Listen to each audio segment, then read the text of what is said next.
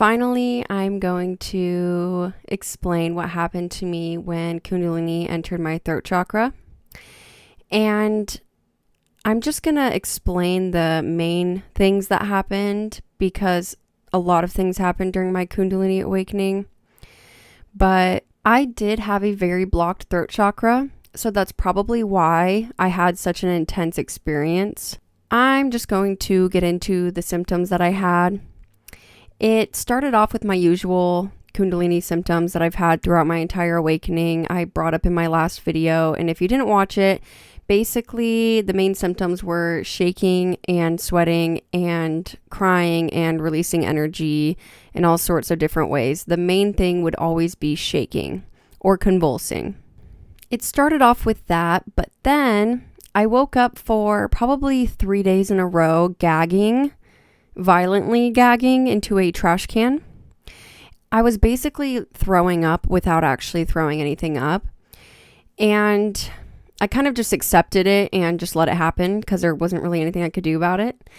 But, it did help. It made me feel so much better. All that energy stirring up inside of me, needing to be released, that was one way of getting it out. Kundalini hadn't entered my throat chakra officially. This is as it's starting to move into my throat chakra, but it has not fully entered my throat chakra.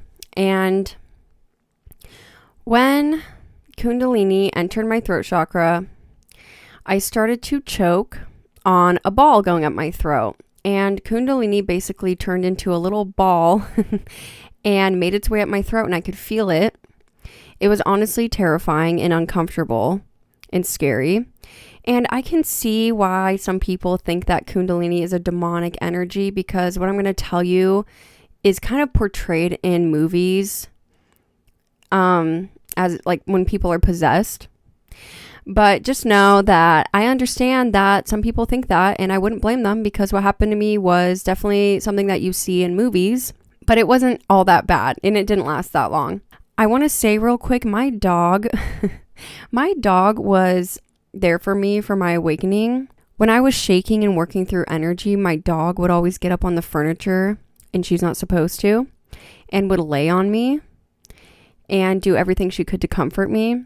As I'm choking on Kundalini going up my throat, my jaw stretched really wide, like really wide open. And I was kind of stuck like that for a minute. And I basically started to hack. I don't know how to explain it. You know what? If you have a cat, you know what I mean when they're about to hack up a fur ball. I was doing that. I was hacking. It was crazy, honestly. I can't even believe I'm telling this story on the internet, because I know it sounds crazy and I know it sounds creepy, but that's what happened. It only lasted for like a minute, but as my jaw was stuck open, I looked at my dog and I patted on my leg for her to come to me, because I just needed her so bad in that moment, because it was terrifying. And eventually my jaw stopped being stretched open, and I, was released from that. And that's when Kundalini actually officially entered my throat. And I was convulsing after this really bad on the floor. I wasn't having a seizure or anything. I was just shaking so bad I was basically convulsing. It was insanely powerful this time compared to my lower chakras. And I know at this point I was scaring my family. Then I thought it was over. That went on for a while. I got really thirsty at this point. I was thirsty throughout my awakening, but at this point I was so thirsty. I drank so much water, and it makes sense because my body is clearing and going through a cleansing, and it needs a lot of water, especially to push out all the toxins and stuff. And what I was going through was exhausting. It was exhausting. I felt like I was running miles. It's really hard on the body. At least in my case it was. But I thought it was over. The shaking has calmed down. I'm meditating at this point, trying to get it to chill out a little bit. And this is going to sound so weird. I'm going to try to explain this the best I can, but it was not over. What happened next was, I don't want to use the word possessed. I wasn't necessarily possessed, but I had zero control over my body. I guess you could call it possessed, but I don't know. It felt like my higher self was within me. Like I fully was my higher self at this point. And I started to uncontrollably chant and hum. And it freaked me out because I'm literally chanting and humming these tunes in octaves. I've never done that before and I have no control over it. So it scared me at first. But I realized, wait, my shaking is calming down and I'm feeling relaxed. Okay, so I just accepted it and I allowed it to happen. And I mean, even if I didn't, I really had no control. There was no way to stop it. So I just surrendered to it. And what happened was suddenly I'm humming these beautiful tunes and songs, and they sounded familiar, but I've never heard them in my life. I was making music by vibrating my throat. It was insane. And that went on for, I want to say 30 minutes. And I realized that, I'm being taught something right now. 1, my throat chakra is being activated. 2, this is something I should have been doing my whole life because it was calming my anxiety and my shaking, and suddenly I just felt amazing while I'm humming tunes uncontrollably. It was really beautiful. It's really hard to describe, but that's when I really started to enjoy the experience instead of being scared.